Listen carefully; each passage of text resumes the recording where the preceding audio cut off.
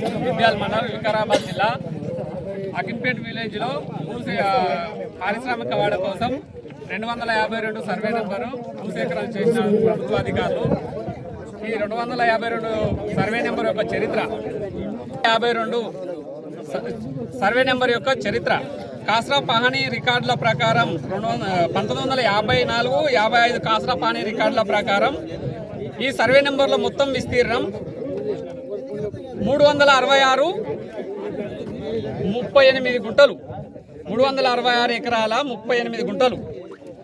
Old ఆర్వార్ రికార్డుల ప్రకారం ఈ సర్వే నెంబర్లో 214 ఎకరాల 38 గుంటలు.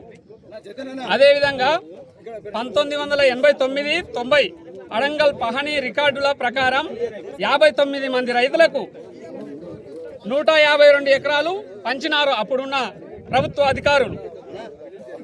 కానీ ఈ 214 ఎకరాల 38 గుంటలకు వెళ్ళి 152 ఎకరాలు తీసేస్తే 62 ఎకరాలు మిగులుతుంది. ఎప్పుడు 1989 పహానీ రికార్డుల ప్రకారం. అదేవిధంగా 2000 సంవత్సరం 2001 పహానీ రికార్డుల ప్రకారం 71 మందికి రైతులకు 216 ఎకరాలు వంచిండ్రు ప్రభుత్వ అధికారులు. అదేవిధంగా 2005, 2014 రెవెన్యూ రికార్డుల ప్రకారం 366 38 గుంటల ఎకరాల భూమిని ప్రభుత్వాధికారులు 450 ఎకరాల భూమిగా రెవెన్యూ రికార్డులో నమోదు చేయడం జరిగింది. ఎవడబ్బా సొమ్మని 450 ఎకరాలు నమోదు చేయడం జరిగింది రెవెన్యూ అధికారులు. ప్రభుత్వాధికారులు తప్పిదం వల్ల నిజమైన రైతులకు ఈరోజు అన్యాయం చేయడం జరుగుతున్నది కాంగ్రెస్ గవర్నమెంట్. అదేవిధంగా 2024 పహానీ రికార్డుల ప్రకారం 142 మంది రైతులకు 275 ఎకరాల డిజిటల్ పాస్బుక్లు టీఆర్ఎస్ గవర్నమెంట్ ఉండగా జారీ చేయడం జరిగింది. 2017లో భూ సర్వే చేసిన 252 సర్వే నెంబర్ను అప్పుడున్న కబ్జాలో మోకాలో పాస్బుక్లు ఉన్న రైతులకు 275 ఎకరాల డిజిటల్ పాస్బుక్లు ఈ టీఆర్ఎస్ గవర్నమెంట్ జారీ చేయడం జరిగింది. ఈ దొంగ పాస్బుక్లు ఉన్న రైతులకు అప్పుడు ఆస్కారం ఇవ్వలేదు. అంటే నిజమైన రైతులు భూమి చూపించడానికి వస్తే దొంగ పాస్బుక్లు ఉన్న రైతులు తంతరు కదా. అందుకనే అప్పుడు అవినీతి జరగలేదు, ఎక్కడ అవకతవకలు జరగలేదు. కానీ భూమి లేదు, కాస్తు లేదు, కబ్జాలో లేని రైతులు 70 మంది రైతులు పాత పాస్బుక్లు కలిగి ఉన్నారు. డిజిటల్ పాస్బుక్లు లేవు, వాళ్ళ క్రాప్ లోన్ లేదు, అదేవిధంగా కాస్తు లేదు, పంటలేలే, ఏమేలే.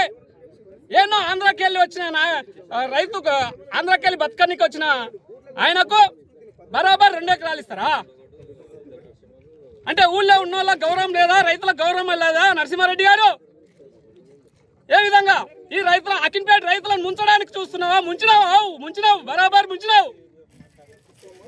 ఫ్యూచర్ లో ఇట్లా నీ ఎంత చూస్తాం బిడ్డ. నీవు యాడున్నావా? యాడికోయినా పట్టుకొస్తాం. ఎలకకు పొగ పెడితే యాడుకు ఉట్టుకొస్తా చూడు, అట్లా వస్తావు నువ్వు. దాసవాడుకో ఖబర్దార్.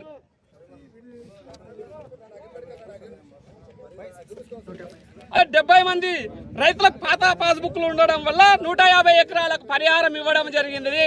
ఈ 70 మంది రైతులు దొంగలు, బరాబర్ దొంగలు.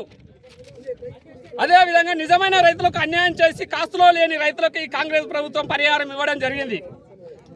ముఖ్యమైన విషయం, 2014 సంవత్సరం నుండి 2024 సంవత్సరం వరకు డిఎస్ పెండింగ్ ఉన్న వారికి రాజకీయ నాయకుల అండదండలతో ఎంఆర్ఓ దుద్యాల ఎంఆర్ఓ గారు, తాండూర్ ఆర్డీఓ ఉమాశంకర్ గారు, అప్పుడున్న వికారాబాద్ జిల్లా కలెక్టర్ ప్రతీక్ జైన్ గారు తూతూ మంత్రంగా 252 సర్వే నెంబర్ను తూతూ మంత్రంగా సర్వే చేసి రైతులకు సర్వే రిపోర్ట్ ఇవ్వకుండా తూతూ మంత్రంగా సర్వే చేసి మోక మీద ఏ ఒక్క రైతుకు సర్వే రిపోర్ట్ ఇవ్వకుండా ప్రభుత్వ అధికారులు కాలయాపన చేస్తున్నారు.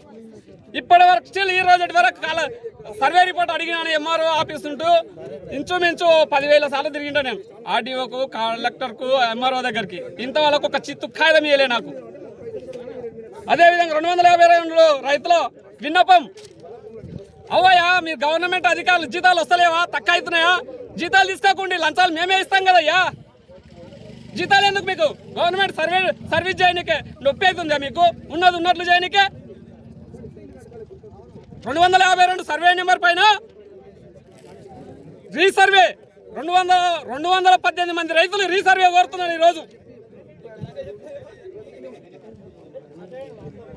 రీసర్వే చేసి మోకా పంచనామా చేసి మా భూములని తీసుకోవాలి. మీరు యాక్చువల్గా చట్ట ప్రకారం అయితే అవన్నీ ఏం చేయకుండా తూతూ మంత్రంగా సర్వే చేసి మీరు భూమిని లాక్కోవడం జరిగింది.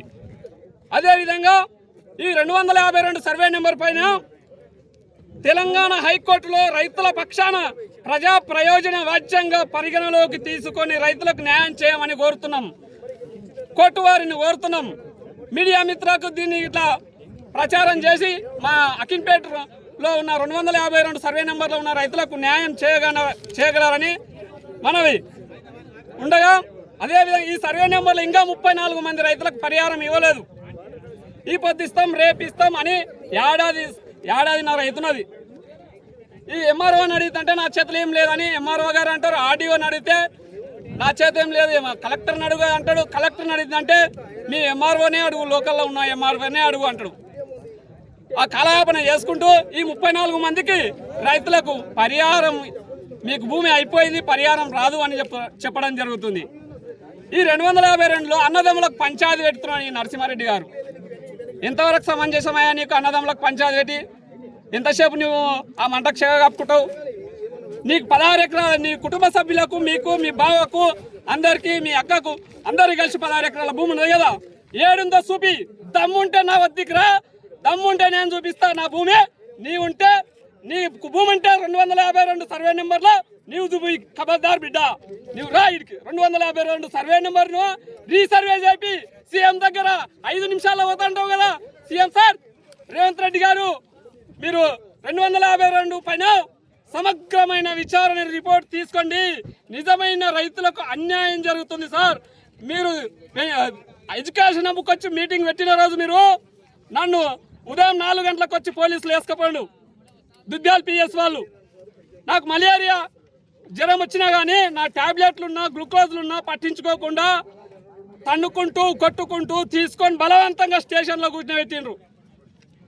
అంటే రైతుకు భూమి మీద ఉండే హక్కు అడగకూడదా సార్ ఈ గవర్నమెంట్లో? ప్రజాపాలన అంటున్నారు కదా మీరు, ప్రజల చేత ఎన్నుకున్న నాయకులు కదా. మరి ప్రజలు చెప్పినట్లు వినండి, లీడర్లు చెప్పినందుకు ఎందుకు వింటున్నారు మీరు? ప్రజల గురించి ఆలోచన చేయండి సార్. రేవంత్ రెడ్డి సార్ కాదు, 252 సర్వే నెంబర్ని ఇమీడియట్లీ రీసర్వే చేయమని నేను 252 సర్వే నెంబర్ యొక్క రైతుని కాబట్టి రీసర్వే చేసి రైతులకు న్యాయం చేయమని కోరుతున్నాను సార్. ఇంతటితో ఈ అవకాశం ఇచ్చిన మీడియా మిత్రులకు అందరికీ నా యొక్క ధన్యవాదాలు.